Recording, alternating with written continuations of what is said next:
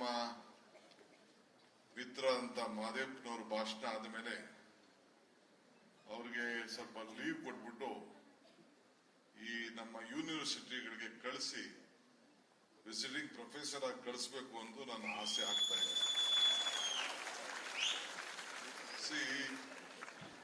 ಗುಣಕ್ಕೆ ಮತ್ಸರ ಇಲ್ಲ ಅಂತ ಹೇಳ್ತಾರೆ. ಸೊ ಬಹಳ ಡೀಪ್ ಆಗಿ ಸ್ಟಡಿ ಮಾಡಿ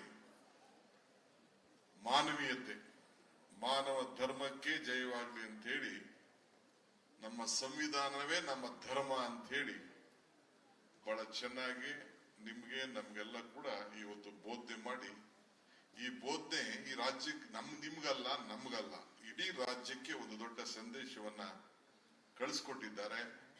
ಅವರು ಮಾನವ ಸರಪಳಿ ಇರ್ಬೋದು, ಹಿಂದೆ ಅವ್ರು ತೆಗೆದುಕೊಂಡಂತ ಜವಾಬ್ದಾರಿ ಇರ್ಬೋದು, ನಮ್ಗೆ ಎಲ್ಲ ಸರ್ಕಾರಿ ಕಚೇರಿಗಳಲ್ಲಿ ಶಾಲೆಗಳಲ್ಲಿ ಎಲ್ಲ ಕೂಡ ಇದನ್ನ ಪ್ರತಿಪಾದನೆ ಮಾಡಂತ, ಎಲ್ಲರೂ ಕೂಡ ತಿಳುವಳಿಕೆ ಮೂಡಿಸಂತ ಏನೋ ಒಂದು ಕಾರ್ಯಕ್ರಮ ರೂಪಿಸಿದ್ರು, ಅದು ಅವರ ಬದುಕಿನಲ್ಲಿ ಕೂತ್ಕೊಳ್ಳಿ, ನನ್ನ ಚೇರೆ ಕೂತ್ಕೊಳ್ಳಿ, ನಾನು ಹೋಗ್ಬೇಕಾಗಿದೆ, ಕೂತ್ಕೊಳ್ಳಿ. ಬದುಕಿನಲ್ಲಿ ಒಂದು ದೊಡ್ಡ ಸಾಧನೆಯನ್ನ ಅವರು ಮಾಡಿದ್ದಾರೆ ಅನ್ನೋದನ್ನ ನಾನು ಸರ್ಕಾರದ ಒಬ್ಬ ಪ್ರತಿನಿಧಿಯಾಗಿ ಈ ಸಂದರ್ಭದಲ್ಲಿ ಅವರಿಗೆ ಅಭಿನಂದನೆಯನ್ನು ಸಲ್ಲಿಸಲಿಕ್ಕೆ ನಾನು ಬಯಸ್ತಾ ಇದ್ದೇನೆ. ಬಾಬಾ ಸಾಹೇಬ್ ಅಂಬೇಡ್ಕರ್ ಅವರು ಕಾಂಗ್ರೆಸ್ ಪಕ್ಷದ ಸರ್ಕಾರದ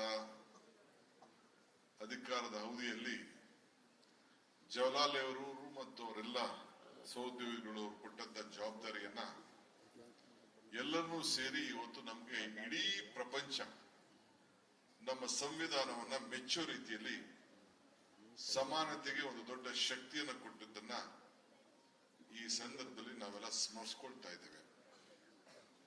ಅವ್ರು ಒಂದೇ ಮಾತು ಹೇಳಿದ್ರು, ಇದೊಂದು ಇತಿಹಾಸ ಮರ್ತವನು ಇತಿಹಾಸ ಸೃಷ್ಟಿ ಮಾಡ್ಲಿಕ್ಕೆ ಸಾಧ್ಯ ಇಲ್ಲ ಅನ್ನೋದನ್ನು ನಮ್ಗೆ ಅವರು ಹೇಳಿದ್ರು. ಅಂದ್ರೆ ಇದು ನಿಮಗೂ ಅರ್ಥ ಆಗ್ತದೆ, ನಿಮ್ಗೂ ಕೂಡ ಇದು ಅಳವಡಿಸ್ತದೆ, ನಿಮ್ಮ ಬದುಕಿನಲ್ಲೂ ಕೂಡ ನೀವು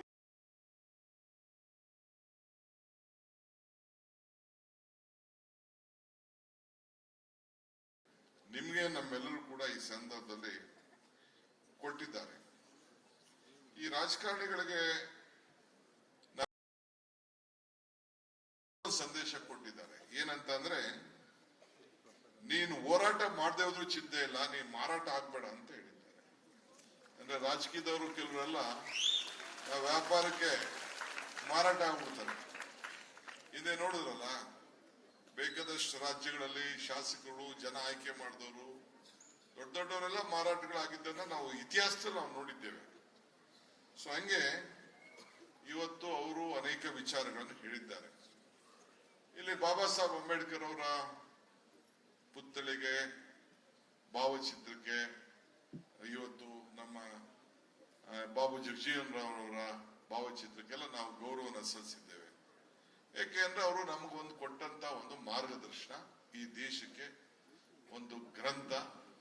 ನಾವ್ ಹೆಂಗೆ ನಮ್ಮ ಧರ್ಮದಲ್ಲಿ ನಮ್ಮ ಗ್ರಂಥನ ಬಹಳ ದೊಡ್ಡದು ಅಂತ ಹೇಳ್ತೀವಿ, ಇಡೀ ಭಾರತಕ್ಕೆ ಈ ಗ್ರಂಥ ನಮ್ಮನ್ನ ರಕ್ಷಣೆಯನ್ನ ಇವತ್ತು ಮಾಡ್ತಾ ಇದೆ.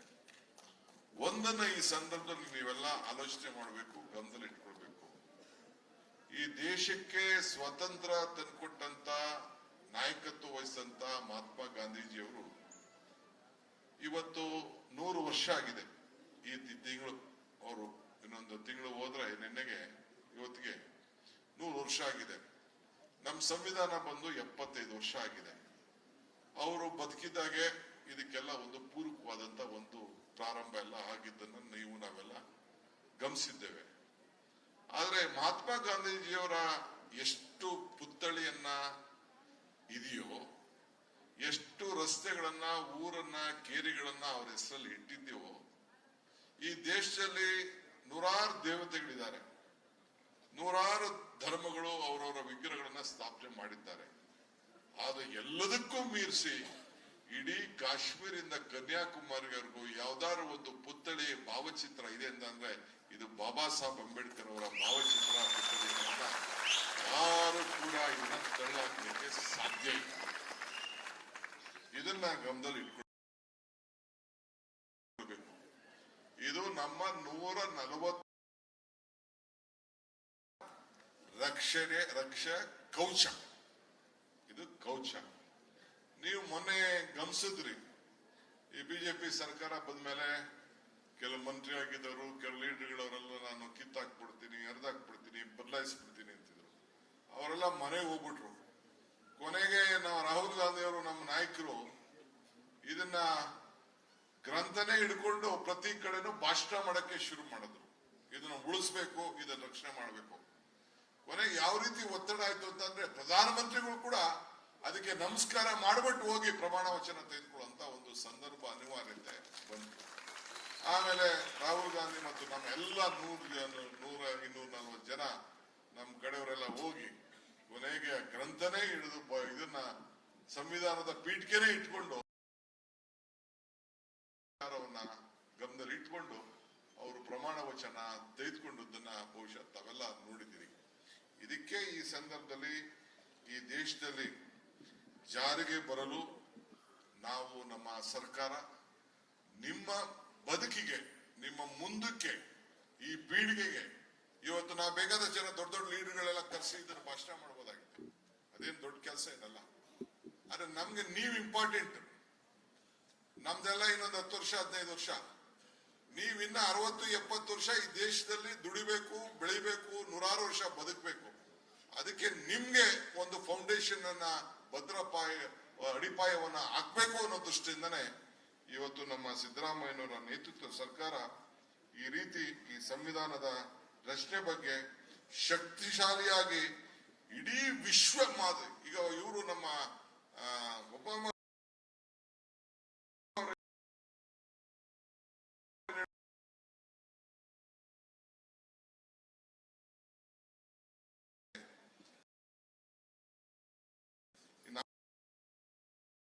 ನಾನು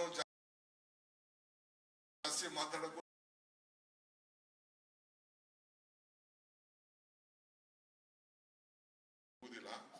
ನಿಮ್ಗೆ ಇಷ್ಟ ಹೇಳೋದು, ಇದೊಂದು ನಮ್ಮ ಗ್ರಂಥ. ಇದೇ ನಮ್ಮ ಧರ್ಮಕ್ಕೆ ಎಲ್ಲಕ್ಕಿಂತ ಮಿಗಿಲಾಗಿ ಆ ಧರ್ಮಗಳನ್ನ ರಕ್ಷಣೆ ಮಾಡುವಂತ ಗ್ರಂಥ ಈ ಸಂವಿಧಾನದ, ನಮ್ಮ ಬಾಬಾ ಸಾಹೇಬ್ ಅಂಬೇಡ್ಕರ್ ಈ ದೇಶಕ್ಕೆ ಕೊಟ್ಟಿರುವಂತ ಕಾನ್ಸ್ಟಿಟ್ಯೂಷನ್. ಇದನ್ನ ನಾವು ನೀವೆಲ್ಲ ಗಮನಿಸ್ಕೊಂಡಿರ್ಬೇಕು. ಈಗ ನಾನೊಂದು ಧರ್ಮಕ್ಕೆ ಸೇರಿದ್ದೀನಿ, ಒಬ್ರು ಜೈನ್ ಧರ್ಮಕ್ಕೆ ಸೇರಿದ್ದಾರೆ, ಕೆಲವು ಮುಸಲ್ಮಾನ್ ಧರ್ಮಕ್ಕೆ ಕೆಲವರು ಸೇರಿದ್ದಾರೆ, ಹಂಗೆ ಕೆಲವು ಪಾರ್ಸಿ ಇದ್ದಾರೆ, ಬೇರೆ ಬೇರೆ ಎಲ್ಲ ಇದ್ದಾರೆ. ಅಲ್ಟಿಮೇಟ್ಲಿ ಕ್ರಿಶ್ಚಿಯಾನಿಟಿ ಕೆಲವರು ಇದ್ದಾರೆ. ಅಲ್ಟಿಮೇಟ್ಲಿ ಎಲ್ಲದಕ್ಕೂ ಕೂಡ ಆ ಧರ್ಮಗಳಿಗೆ ರಕ್ಷಣೆ ಮಾಡುವಂತ ಗ್ರಂಥನೇ ಈ ಒಂದು ನಮ್ಮ ಕಾನ್ಸ್ಟಿಟ್ಯೂಷನ್. ಇದಕ್ಕೆ ನಾವು ಇಷ್ಟು ಒತ್ತನ್ನ ಈ ಸಂದರ್ಭದಲ್ಲಿ ಕೊಡ್ತಾ ಇದ್ದೇವೆ. ನಿಮ್ಮ ಸಹಕಾರ ಇರಲಿ, ನಿಮ್ಮ ಆಶೀರ್ವಾದ ಇರಲಿ. ಎಲ್ಲ ಸಮಾನತೆಗೆ ನಾವು ಹೋರಾಟವನ್ನು ಮಾಡ್ತಾ ಇದ್ದೇವೆ. ಮಾನವನ ಧರ್ಮಕ್ಕೆ ಜಯವಾಗಲಿ, ಧರ್ಮಕ್ಕೆ ವಿಶ್ವದಿಂದ ಶಾಂತಿ ಅಂತೇಳಿ ನಮ್ಮ ಗುರುಗಳು ಕೂಡ ಈ ಮಂತ್ರವನ್ನ ಹಿಂದೆನೆ ಕೂಡ ಪ್ರಕಟಣೆ ಮಾಡಿದ್ದಾರೆ. ಆದ್ರಿಂದ ನಿಮ್ಮೆಲ್ಲರೂ ಕೂಡ ಈ ಸಂದರ್ಭದಲ್ಲಿ ಶುಭವಾಗಲಿ. ಬಹಳ ಉತ್ತಮವಾದಂತ ದಿನ ನಾವೆಲ್ಲ ಸೇರಿದ್ದೇವೆ. ನಿಮ್ನೆಲ್ಲ ಭೇಟಿ ಮಾಡುವಂತ ಈ ಮಕ್ಕಳನ್ನ, ಈ ಮುಂದಿನ ಭವಿಷ್ಯದ ನನ್ನ ಮಕ್ಕಳನ್ನ ಭೇಟಿ ಮಾಡುವಂತ ಒಂದು ಭಾಗ್ಯ ಸಿಗ್ತಲ್ಲ, ಇದು ಖಂಡಿತ ನಮ್ಮೆಲ್ಲರ ಭಾಗ್ಯ.